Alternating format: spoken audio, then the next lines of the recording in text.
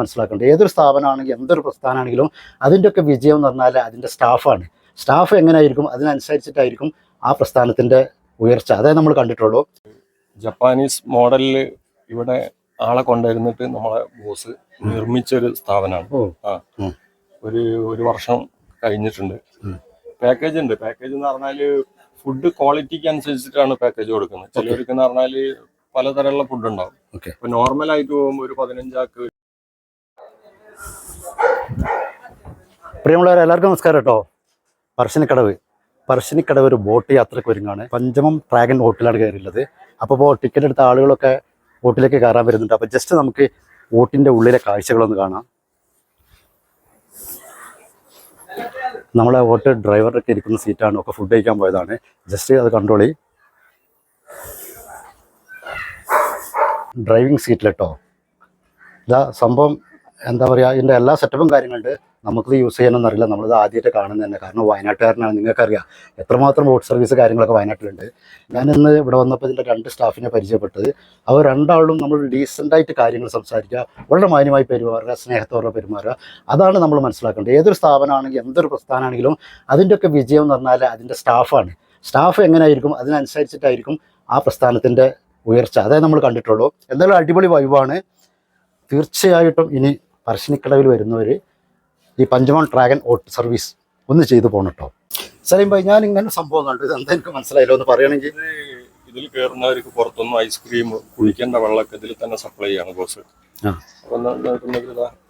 അപ്പോൾ ഇതിൽ വരുന്നവർക്ക് കേട്ടോ ഐസ്ക്രീം, കുടിക്കുന്ന വെള്ളം, ഐസ്ക്രീം ഉണ്ട്, മാംഗോ ബാർ ഉണ്ട്, ചോക്കോ ബാർ ഉണ്ട്. ഐസ്ക്രീം വെള്ളമൊക്കെ ഇതിൽ തന്നെ സപ്ലൈ ചെയ്യും. ഇവിടെ ഗംഭീര സെറ്റപ്പ് കേട്ടോ. നല്ല അടിപൊളിയായിട്ട് ഇങ്ങനെ ചെയറൊക്കെ ഇട്ടിട്ടുണ്ട്. അതുപോലെ തന്നെ സേഫ്റ്റി ജാക്കറ്റുകളൊക്കെ കംപ്ലീറ്റ് തൂങ്ങുന്നുണ്ട് കേട്ടോ. എല്ലാ തൂണിലും ഓരോന്നോരോന്ന് തൂങ്ങുന്നുണ്ട്. ഫാനുണ്ട്, നല്ല വൃത്തിയാണ്. മ്യൂസിക് കാര്യങ്ങളൊക്കെ ഉണ്ട്. അപ്പം ഞാൻ ഈ വീഡിയോ എടുക്കാൻ വേണ്ടിയിട്ട് ജസ്റ്റ് ഇപ്പോൾ അതൊന്ന് ഓഫാക്കി വെച്ചതാണ്. നമുക്ക് ജസ്റ്റ് അതിൻ്റെ മുകളിലേക്ക് കൂടിയും കയറാം. ഇവിടെ നിന്ന് ഇങ്ങോട്ട് നോക്കിയിട്ട് മനോഹരമായ കാഴ്ചകളാട്ടോ. അവിടെ നമ്മൾ ആ പാലം കാണുന്നുണ്ട്.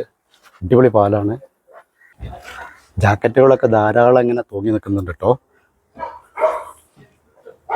എന്തായാലും ഒരു വേറിട്ട അനുഭവമായിരുന്നു കേട്ടോ ഞങ്ങൾക്ക്.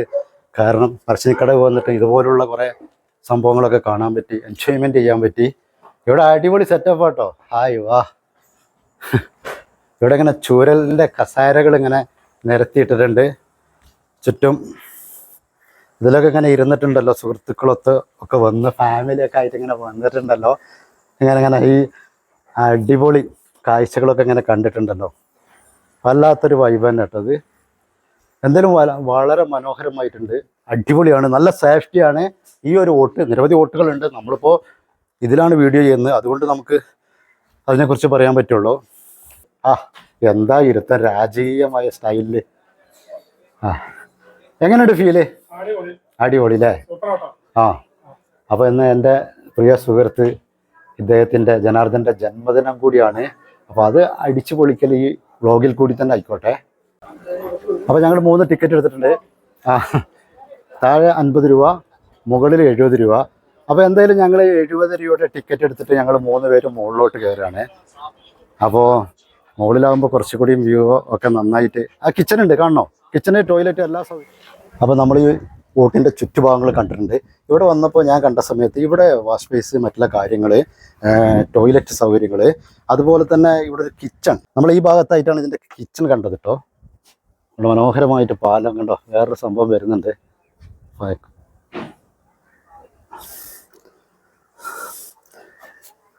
ഹലോ, എന്താണ് പേര്? എൻ്റെ പേര് സലീം. സലീം. സലീം എവിടെയാണ്?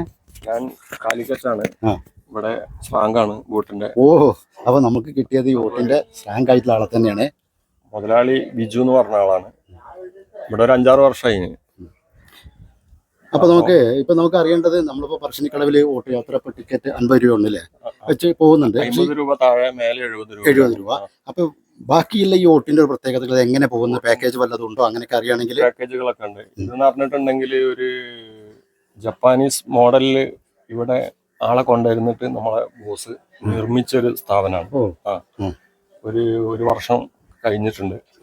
പാക്കേജ് ഉണ്ട്. പാക്കേജ് എന്ന് പറഞ്ഞാല് ഫുഡ് ക്വാളിറ്റിക്ക് അനുസരിച്ചിട്ടാണ് പാക്കേജ് കൊടുക്കുന്നത്. ചിലർക്ക് എന്ന് പറഞ്ഞാല് പലതരമുള്ള ഫുഡ് ഉണ്ടാവും. ഓക്കെ. ഇപ്പൊ നോർമലായിട്ട് പോകുമ്പോൾ ഒരു 15 ഒരു 17,000 രൂപ ആണ് ഇതിന് ഈടാക്കുന്നത്.